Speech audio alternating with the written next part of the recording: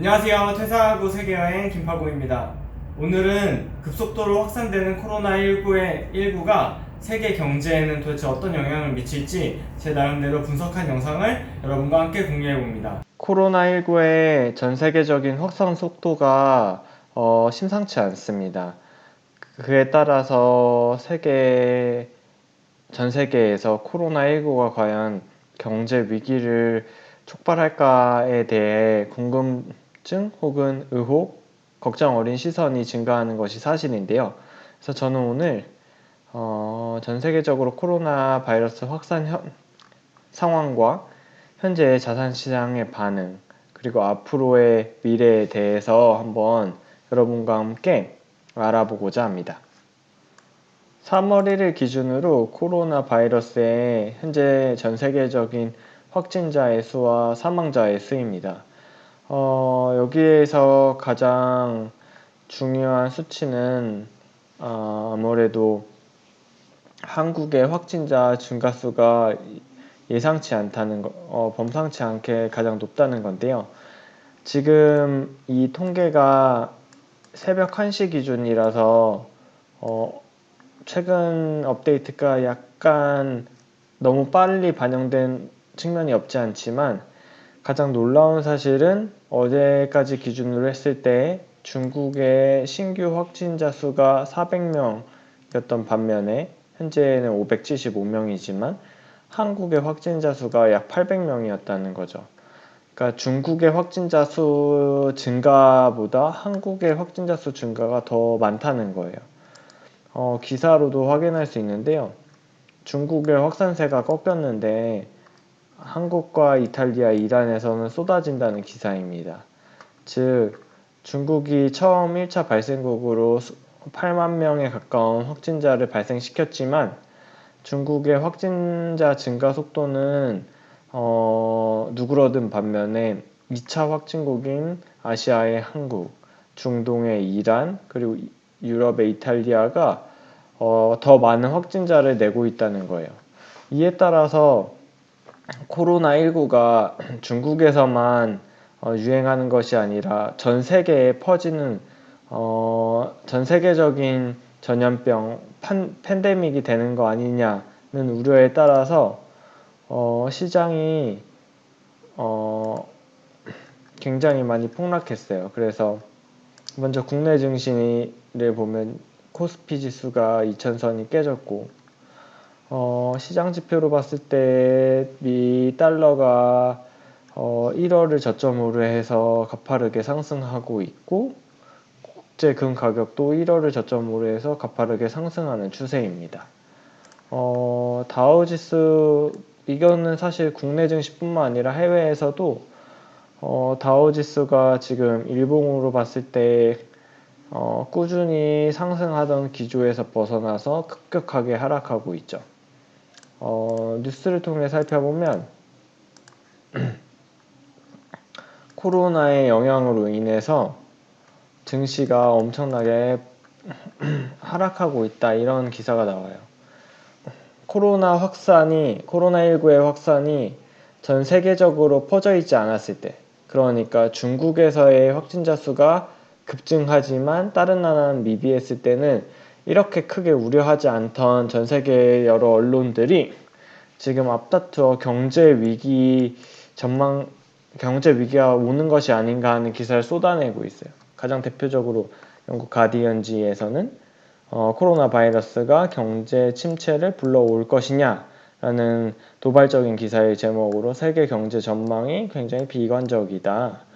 그래서 올 초만 하더라도 1월에 IMF가 2020년에 경제가 19년에 비해서 반등할 것이라고 했었는데 그 전망이 어두워지고 있다.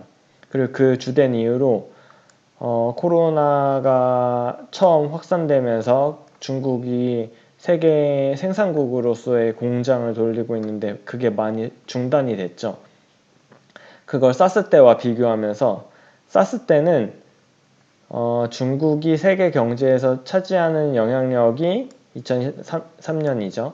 사스 때는 4%밖에 되지 않는데 지금은 세계 GDP의 17%가 중국에게 달려 있다는 거예요. 그만큼 중국이 흔들릴수록 세계 경제에 미친 파급력이 약 4배 가까이 증가했고, 사실 이 수치에 포함되지 않은 중국으로부터 원자재를 수입해와서 재가공해서 수출하거나 또는 중국에 수출하는 것들이 줄어드는 것까지 포함되면 3분의 1 이상이 타격을 미칠 거다라는 전망이 많습니다.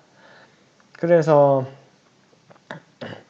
한국에서 예를 들면 코로나 바이러스가 지금 급속하게 퍼지고 있는 이 우리나라의 상황에서는 경제 활동이 급격하게 줄어든다는 거예요. 여러분들이 사진으로 보신 백화점에 아무도 없고 거리에 사람이 아무도 없으면서 소비가 줄어들고 기업의 투자가 줄어드는 상황인 거죠. 또 다른 CNN 뉴스에 따르면 그래서 이렇게 경기가 침체되니까 연준이 3월에 기준금리를 내릴 거다라고 시장이 예측한다는 거죠. 연준이 여태까지 2019년 9월에 2.25에서 2%로 내렸고 10월 30일에 2%에서 1.75로 내린 이후에 두 번의 회의에서 동결을 시켰죠. 근데 3월에 예정되어 있는 이때 3월에 금리를 내릴 거다. 반면에 한국은 어떻게 했냐면 한국은행이 이틀 전에 기준금리를 동결했죠. 기준금리를 동결하면서 코로나의 영향이 있지만 아직은 지표로 살펴보기에는 시간이 좀 더 필요하다 라고 얘기했지만 동시에 한국의 경제 성장률을 2.3%에서 0.2% 낮춘 2.1%로 전망했습니다. 그리고 세계적인 IB들도 한국의 성장률을 1%로 보고 있고 3월에 더 심해질 거다. 아주 안 좋은 뉴스밖에 없어요. 그래서 우리나라의 충격이 중국인 방한이 이만큼 감소했고 소비 지표에도 악화된다.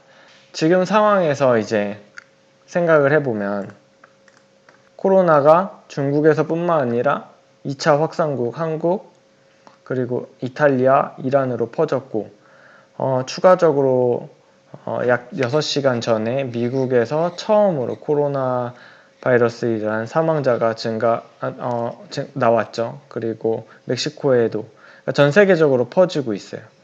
그러므로 인해서 주식시장이 전 세계적인 위험자산인 주식시장이 폭락하고 미국의 안전자산이라고 여기는 금, 달러, 미국의 국채가 상승하는 반응을 보였습니다. 그러면 앞으로 이 코로나19 바이러스의 확산이 경제 위기를 불러올 것인가에 대해서는 아직은 지켜봐야 한다는 여론이 더 큰 것 같아요. 그리고 그것을 결정하는 가장 큰 기준은 코로나19 바이러스가 팬데믹, 전 세계에 유행하는 전염병으로 확산될 것인가 아니면 백신이 빨리 개발되거나 그렇지 않더라도 치료제가 나와서 독감 정도의 바이러스 수준으로 남을 것인가 그리고 확산이 그만큼 되지 않을 것인가에 달려있다고 봅니다. 그럼 이런 상황에서 우리는 어떻게 대응을 해야 할까? 일단은 가장 중요한 건 코로나19 바이러스가 정말 전 세계적으로 퍼져 나갈 것인지 아니면 치료제 백신이 빨리 개발돼서 경제의 피해를 최소화할 것인지를 지속적으로 뉴스를 확인해서 살펴보는 것이 중요합니다. 경제에 피해를 이미 줬고 중국의 공장들이 멈췄으니까 우리나라에도 엄청난 내수적인 피해가 예상이 되는데 지금 얘기하고자 하는 건 그런 이미 벌어진 피해 말고 앞으로의 피해가 경제 위기로까지 이어질 거냐 혹은 아니냐를 판단할 때는 이 코로나 바이러스의 확산 여부가 매우 중요합니다. 그 뉴스를 잘 봐야 될 것 같고 동시에 코로나 바이러스가 확산되면 확산될수록 지금과 같이 위험자산이 가치가 하락하고 안전자산의 가치가 올라갈 수밖에 없고 이럴 때 뭐 그게 주식이든 부동산이든 채권이 됐든 무엇이 되었든 간에 통화 한 종류, 원화로만 자산을 가지고 있는 건 매우 리스크에 노출이 되기 때문에 이럴 때일수록 달러화 자산 그리고 금을 보유해야 되지 않을까 해서 달러와 금을 보유해야 된다. 근데 지금 시점이 여러분이 아시다시피 시점이 그렇게 좋진 않아요. 왜냐? 너무 상승했고 금뿐만 아니라 사실 달러도 1월 초부터 계속 상승을 해왔기 때문에 최저점을 바라진 않지만 지금 당장 들어가기가 부담이 있는 건 사실입니다. 하지만 이게 위기의 시작이라면 코로나 바이러스가 한국에 확산되는 것에 그치는 게 아니라 아시아, 뭐 북미, 중미, 남미를 거쳐 전 세계적으로 확산되는 거라면 이게 시작일 수 있다는 거죠. 그래서 달러와 금을 자산에 계속 꾸준히 편입시키는 대응을 해야 되고 동시에 할 것인지 아니면 백신 치료제가 빨리 개발이 되어서 경제 피해를 최소화할지 꾸준히 지켜보는 게 필요하다고 생각이 듭니다. 마지막으로 여러분에게 공유하고 싶은 라디오 대담이 있어서 소개를 해드리는데요. YTN 라디오에서 미국과 중국 경제 타격, 미중 의존도 높은 우리나라는 이라는 제목으로 박상인 서울대 교수와 조용찬 미중산업경제연구소 소장님이 나와서 대담한 내용이 있습니다.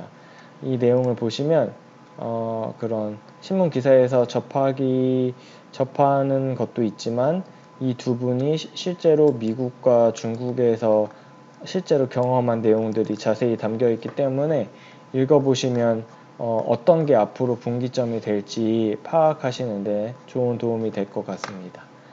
또 한 가지 소개해드리면 NPR 미국의 이제 내셔널 퍼블릭 레디오죠. 에서 나온 29일자 기사에 따르면 코로나 바이러스가 중국에서 진정됐다. 그러니까 종식됐다는 게 아니라 확진자의 숫자가 진정되면서 공장들이 재가동하기 시작했다는 기사도 나오고 있습니다. 그러니까 지금 언론에서 경제 위기 그리고 경기 침체가 오는 거 아니냐 하는 기사들이 굉장히 많이 쏟아져 나오고 있지만 확산세가 진정된 중국에서는 점차적으로 일을 다시 시작한다는 거죠. 그래서 정말 코로나 바이러스 때문에 바로 경제 위기가 온다 라고 말하는 건 사실 좀 성급한 결론이 아닌가 싶습니다.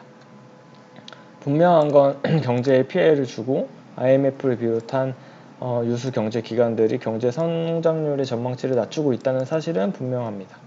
우리는 계속 지켜봐야 되고요. 하나 더 공유해드리고 싶은 내용이 있어서 하나금융연구소에서 신종 코로나 바이러스에 따른 산업의 영향을 분석한 보고서가 나왔으니까 이것도 읽어보시면 좋겠습니다. 이게 또 기사로도 나와 있는데 이 기사에 따르면 피해가 최소한 우리나라는 2분기까지 이어질 거다라는 약간은 부정적인 전망이고 그 전망에 따른 근거치가 나와 있습니다. 코로나19가 경제 위기를 불러올까에 대한 이번 영상이 좋으셨다면 영상 좋아요와 구독 부탁드릴게요. 그럼 다음 영상에서 만나요. 안녕.